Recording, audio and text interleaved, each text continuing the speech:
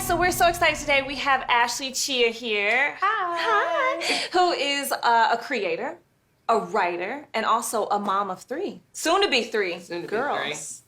You've chosen to homeschool. Yes. So tell me about homeschooling. Like, how do you homeschool and do everything else that you're doing? Girl, I don't know. First, I gotta wait. You should probably ask me when my daughter's 18. She's not on a pole. Girl, stop. Let you know if it was successful. I always tell people, like, look now, my kid is only 9, okay? We ain't got to the home stretch yet. You know, I mean, you kind of get a vibe. It could go left, I don't know. If it go left, then it's somewhere way left. You can kind of get a vibe for kids, though. Your daughter is very well-spoken. She's extremely smart. Yeah. She is, she's very confident. Yeah. These are, like, how do you instill that? Speaking of that, I saw this meme that was like, if your first kid is like really amazing, don't think you're a good parent, wait till you have your second one. Oh, for real? Yes, and that has been so true after I had my second daughter. I'm like, am I a good mom? Yeah. She's wild. And then she's in karate. Okay. And she's amazing. She's so dope. Like, she just went to this like pre-nationals qualification, and she got gold in like form and fighting. Yeah. Like her goal one day, she's serious. She wants to go to Olympics because they just put karate in the Olympics. So she's like, yes, like this is my thing. Yeah. I had her in ballet because I used to be a professional ballet dancer. And I used to go to her recitals and be like, ooh. Like as a parent, some parents lie to themselves. Where me and my husband are like the most honest parents. Like if our daughter's singing and she can't sing, we'll be like, oh, you need to find another hobby, child. That's not your calling. God don't want it for you.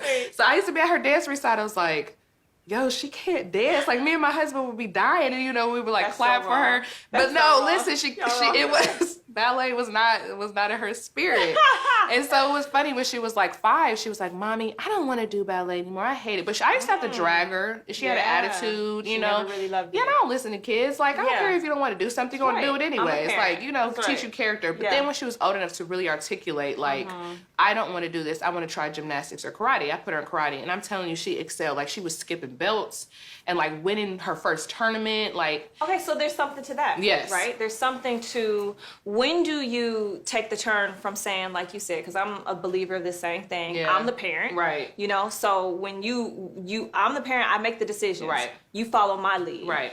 When do you change that? At what age do you change that to say, okay, take her into consideration. Yeah. She has an opinion. I think it's crazy because I feel like sometimes we might innately always know what we want to do with our lives. Or like, some people are like, my kid was banging on the table ever since they were 2 and they grew up to be a drummer. You know what I mean? Right. So it's really hard. But I think when they're at an age, like I think 5, 6, when they're really able to articulate and you can decipher, is my kid just being lazy and they just don't want to do something? Right. But if you put them in different things, they have to figure out what you have to let them have that experience. Yeah. For me, it's about hard work. I don't care if you tell me you want to do gymnastics, then I'm going to put you in it. I just need to see that you're working hard, that you're dedicated to something. But I think what I've learned too, and I just was telling my friend this the other day, like my number one goal for my daughters is I want them to be happy. So if that means you want to be a stay-at-home mom, or you want to work, or you don't want to have kids, or whatever it is, like I want them to have such peace and joy in their life that they wake up every day and they feel proud of their life. You know what I mean? Because I'm doing what I want to do. Yeah. And you're not asking me for no money. Listen, I told my husband, like, we're going to do the best we can. We're going to give them the most love we can. But one of them little grows up, decides to go to jail, I'm not putting no money on your books. We're still going to travel in our little Winnebago and live our life. Like, that's not my problem. I know I loved you. You going to cut them off. I'm not spending the rest of my life chasing after my kids. You going to go visit them? Maybe. If I got a free day. You're going to be a mom of 3. Yes. And I am a mom of 3. Yes. I beat you by 4 months. Yeah, you did. But my theory about having multiple kids is that innately, one of them gonna turn out right. That's it. I mean, we're just talking from the theory of odds, right? The odds are better in your favor. Yeah, you're right. With multiple children. Yes. How do you feel? You're pregnant with number 3. You're about to have 3 girls. Yes. What is going through your head? Girl, nothing. I can't even remember the day of the week. I'm just like, what is my name again? I know. No, I think that it's like what I said. I think you start thinking about your whole life. It's like flashing before you, and you start thinking like, oh my. Hold up, no, not the whole life. Like a car accident. No, but I'm just thinking like, oh my God, I have 3 girls. Yeah. And for me, I'm a woman. So I know what that means. Like there's so many stages and transitions and like hormones and puberty, and I have to deal with that 3 times. Yeah, you do. So it's like, and I know they're all going to be so different from one another. And so adjusting my parenting for each child and my love language for each child, and like it's intense. You know what I mean? It's language. Love language. Yeah. Speak on that. Well, because language. It's like, you know, when in a marriage, you have different love languages. And for me, like I'm not, because I grew up in a big family, I actually really don't like being physically touched. And I've been trying to touch my belly. This whole interview I've been like, no, it's fine. But like innately, I'm like, ugh, that's like, and then I have to remember like, Ashley, it's okay. It's okay. Like I have to talk myself through it. But no, for real, I just have this thing because I've shared so much of my space my whole life.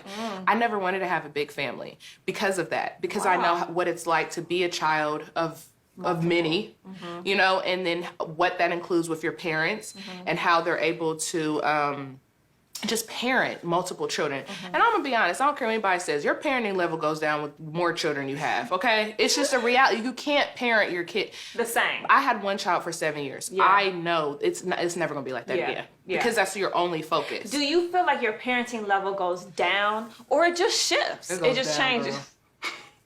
You know how to, then even in the commercials when they're like, when you have your first baby, you have all this stuff, and the second baby, you're letting them like lick off the floor. Yeah. It goes down. If you want to call that shifting, fine. Okay, one kid never touched a germ, the other one's licking dog poop. Like, it's going down. Having germs, though. But then you flip that, right? And there's something about having germs because it builds up your immune system. We can always flip things to the positive. Don't put Kanye on me. Don't put Kanye on me. We can always try to find a positive in everybody. Okay, but some stuff just ain't right. No, I agree that, look, I think that your attention level changes. It does. Now, when I had 1, I was all hands in, right? Even though it was only like 3 years when I did that. But you know, I was all hands in with her. Like I was able to like focus on her. We were able to, like you said, that's get not through all that. necessarily good either, though. Exactly. So I guess you're right. It maybe doesn't go down. It just shifts. It shifts. That is right? a good way to put it. It changes, and your perspective changes. Now that's what it is. Yeah. You as a parent and as a person change too. Yes. You know, marriage, everything. The household changes when there becomes more than just one. It's intense too.